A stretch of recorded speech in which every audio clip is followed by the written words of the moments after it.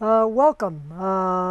This is an instructional video being made by ClenaCorp for ProTech on how to convert bulk cotton and Nomex beltings into actual ribbons used in the laundry industry. Start with an overview. It's a three-part process to make these belts. Step one would be the cutting of the belt and measuring of it, which, if you can do the camera, we have a board over here. We lay the belt out to cut it, and this is a cutter that we've pulled out of your shipment. This is coming to you, but I pulled it out so you could see it. This actually cuts the belt. After the belts are all cut, then the ends for cotton belts have to be sealed. And this is our dolphin cement in a container for dipping, which we will show you. After the dipping dries, then we go to the lacing of the machine. This is also your LW95 lacer, which is coming to you. And this is actually going to put the hooks of the conveyor belt into the cotton belting itself. So those are the three basic steps. We will now go into each step individually and give you much more detail on the how-tos.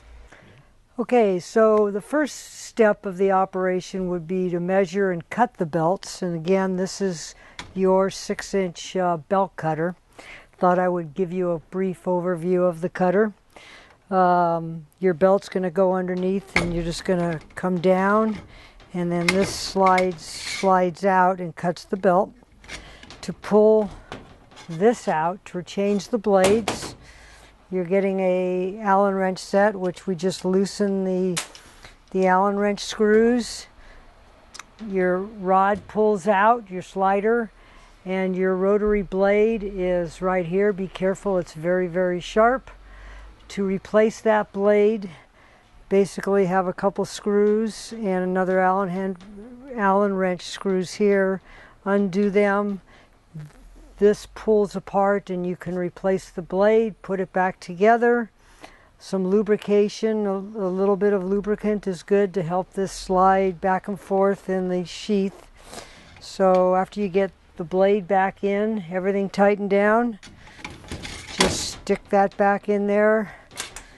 Tighten up your screws.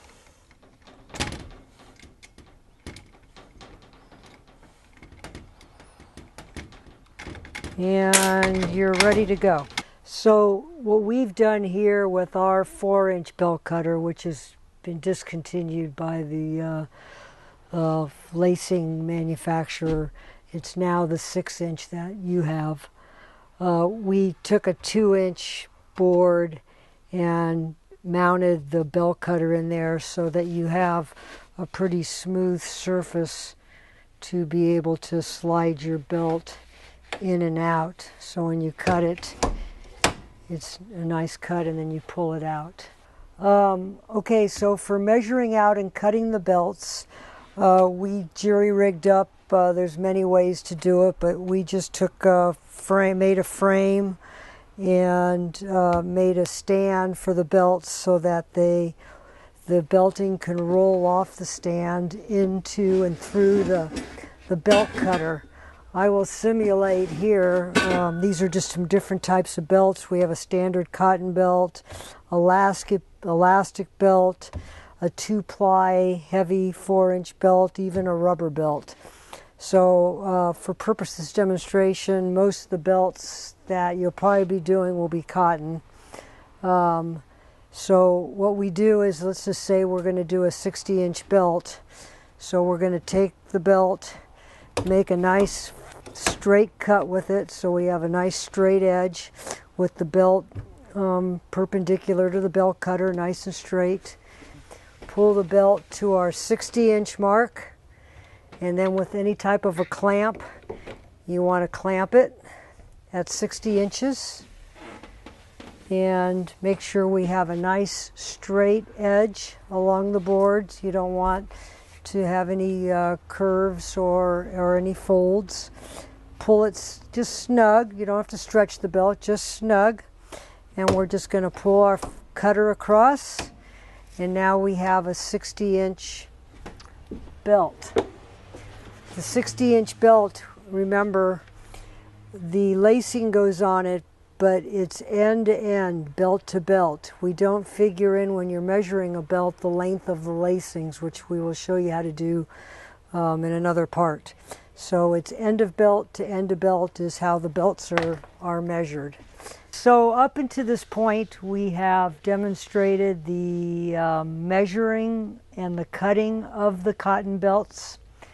And after you've cut the whole set, or however belts you're doing, whether it's 30 or 40 or 45 in a set, we usually do full sets at a time or a bunch of belts at a time, and go from one process to step 2 process to step 3 is usually the progression. So step 2 would be the sealing of the ends of the belt, cotton belts. After they're cut, the cotton will fray and the hooks will pull out if the end of the cotton belt is not sealed. And to do that, and ProTech has purchased our Dolphin Sealer. Basically, we have a container, any type of container will work, just so you can get the belt into it. Even a small pot or bowl works. It's a water-based sealer, so it's no hazard to it or anything like that. So basically what we'll do is we'll pour the Dolphin Sealer into whatever container you have, and then just give a dip. And generally you dip it to where we're covering maybe a 1/4 inch to 3/8 of an inch on the end is all we need. And you're going to dip both ends.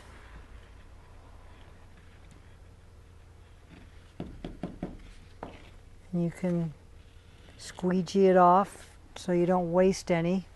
And then we just use a stand with some type of a metal rod to help hold it. And we hang the set here. We'll do a whole set, a whole bunch of belts at one time. And it'll take approximately an hour, for 45 minutes to an hour for the sealer to dry. You want it to be clear. You want it to be dry so that you don't get any of the sealer adhesive caught into the lacing machine retainers. Then they get gummed up and you have to clean them more often. And that's basically the sealing of the ends of the cotton. We are now have reached step 3. After the belts have been dipped and dried, we're going to want to put the lacing or the hooks onto the end of the belts. This is the LW95 lacer that you've purchased, and I'll go over the brief operation of it. It's going to come with the handle separate in the box. It's designed to go right-handed or left-handed, whichever side you want to go on. It has another handle here for the adjustment of the depth of the belt that you're going to lace. The heavier belts, we're going to adjust the jaws out. The narrower, the thinner the belt, we're going to adjust the jaws in more. And then this will be kind of turned around when you get it. You'll have to take it out and remount the adjustment arm. What the adjustment arm does, it's going to open your jaws wider or make the jaw narrower depending on the thickness of whatever you're lacing. If you have the jaws too tight, close together, and it's a thicker, heavier belt, you can actually break the yarns and cause the ribbon to fail. If it's not tight enough on the belt that you're lacing, then the hooks are not in the belt as securely and the hooks will pull out and you'll have a failure. So I will show you how to adjust this in a second or two. The lacer has come with a hook retainer. This is what it looks like. There's two that you're getting. One is for the number 1 hooks, which is a bigger hook. It has bigger slots. The other one is a smaller retainer for a number 25 hook, which has more slots, smaller slots. The number 1, the larger hook, we use on our 2-ply heavier belts and on our 6-inch Nomex belts that take the bigger hook. All your cotton belts, we use the number 25 lacer, and there's basically just a screw on. You have to open up the jaws. There's a screw, I think, on each end. The old retainer comes out. You pop the new retainer in, and you're ready to switch back and forth between hook sizes. Each one of the retainers comes with a pin that's attached, and I shall be showing you how that holds the hooks in place when we go to do the lacing. For purposes of mounting and utilizing the machine, it comes with its own stand, but that stand can be mounted to a table, at the end of a long board, whatever. It depends on your spacing, what requirements you have for space, and whether you want it to be portable or fixed. We've made a stand. I have 2 older lacers. I had a stand welded and assembled for me, so I can use either one. Now for the cotton belt, whatever width it is, 2-inch, 2.5, 3-inch, the process is the same. Earlier we cut a 60-inch belt, which we dipped. The dip is now dried. I don't know if you can see the discoloration, but the whiteness has gone away. The adhesive is dried and it's ready for lacing, and it's about a 1/4 inch, 3/8 of an inch of a dip. You can do it deeper, but it's kind of a waste of adhesive. Basically, you want the adhesive to cover the depth of the hook. At this point in time, it's not mandatory, but it's nice for a nice clean lacing. If the blade on the cutter wasn't super duper sharp, you might get a little bit of pieces hanging off. So this would be the time to just take a little trim just to kind of clean up any fuzziness. So we have a 60-inch, 3-inch belt. We're going to put hooks in. We have our box of 3-inch hooks. One side has one more hook than the other side. We're going to take off one side of the box. We're going to put it in our retainer. We're going to take this is a number 25 retainer now for number 25 hook. We're doing cotton. We're going to take our pin, stick it in.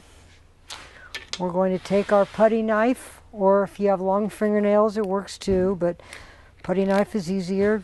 Just separate the paper top from one side of the hooks. The number 25 are a little bit easier than the number 1 hooks to peel the paper off. So then with the other side, we can just kind of peel it, and now we have the card off, and our hooks are now open, waiting to receive the cotton belting.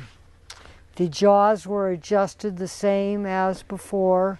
A nice snug on cotton, you really want to see just a slight indentation in the cotton, just putting it in the jaw and tightening it up. So now we're going to put our cotton belting in. We're going to center the hook into the belt, and then we're just going to move our arm nice and snug. The hook is in, it's adhered. pull our pin out, pull the hook out, and we have a nice firm adherence of the hook to the cotton. Again, this is a little harder, but between each of the hooks you can see the hook from the back side just barely breaking through. The hooks are in there nice and firm because they're not moving, they're not too loose, and we're ready to go. So now for the other side of the belt, we've taken a hook off the other side of the box, which has one more or one less hook in it than the previous side. We're going to do the exact same thing. Put the hook in the retainer, put our pin in to help hold the hooks into the retainer, take our putty knife, separate the paper from the hook on one side, and then on the other side loosen the paper and get the paper off the hook. Now our hooks are open, the points pointing towards the middle to receive our other side of our cotton belt. We also center it as best we can, eyeball. Here we go stripe to stripe pretty much. Make sure that the belt is square to the bottom of the retainer, or top of the retainer. Come around, nice snug fit. Pull the pin out, pull the hooks out, and again we have a nice firm hook in the belt. And now the belt is ready to ship to the customer, and the way it goes together would be they overlap, and we would have our pin material, our nylon steel pin. When it gets to the customer, they would put the pin in, and that's what holds the belt together. Again, we measure the belt from end of belt to end of belt. We do not measure belts from the end of the lacing to the end of the lacing because they're pretty much going to butt together. And that's how we lace cotton belt, no matter what width, anywhere from 1 inch to 3.5, 4 inches. Some 2-ply beltings are as much as 5 inches. You just have to find get the right size hook to go in it. The lacers will do it all. And that's how we lace cotton. Now we'll talk about lacing the 6-inch Nomex belts. It's a little different process than lacing a regular cotton belt because there's an extra step or two. Your 6-inch Nomex finished looks something like this when it's on the ironer, but when we're manufacturing it, we take the Nomex and we have to measure it a little longer because we're folding over the edge, and we're adding an insert to help hold the hooks in the belt, and we use a larger #1 hook. So we'll now show you how we measure and cut the belt. For measuring and cutting the Nomex belt, whatever the size of the belt is, we're going to measure approximately 1.5 inches longer than the finished size. The reason being is we're going to fold over approximately 3/4 of an inch on each side of the belt. So we're going to measure the 40-inch finished belt, we're going to measure out to 41.5 inches. So our 40 and 41.5, let's say, is here. So that's going to be our finished size. You're going to come back to your belt cutter. Of course, yours is going to be the bigger belt cutter, the 6-inch, and you're going to make your cut. I will use scissors to simulate that cut right now.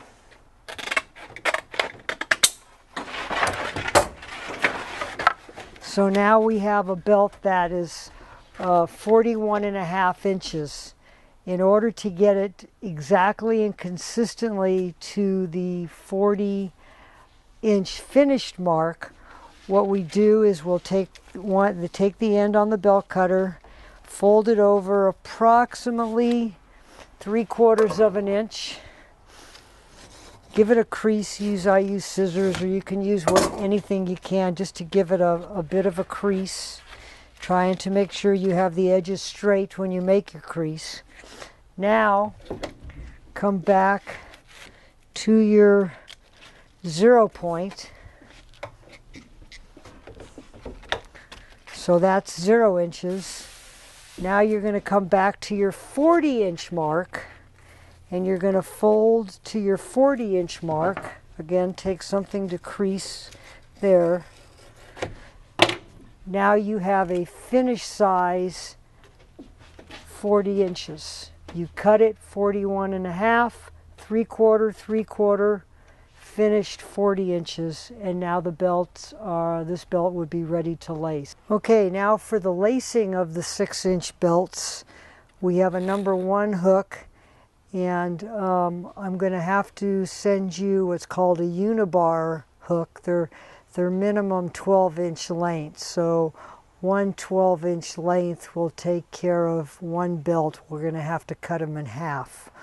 There's approximately 43 or 44 slots in the hook retainer, so we're going to need to cut the unibar hooks. There's a little bar, which we can do a close-up of.